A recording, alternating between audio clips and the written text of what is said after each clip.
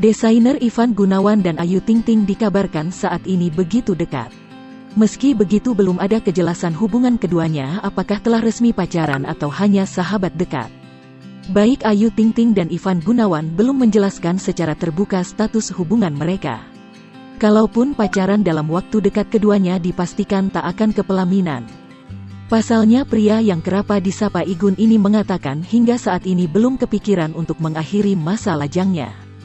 Hal ini ia ungkapkan ke presenter Feni Rose saat menjadi bintang tamu di acara Rumpi No Secret Trans TV, Kamis, tanggal 6 Januari tahun 2022.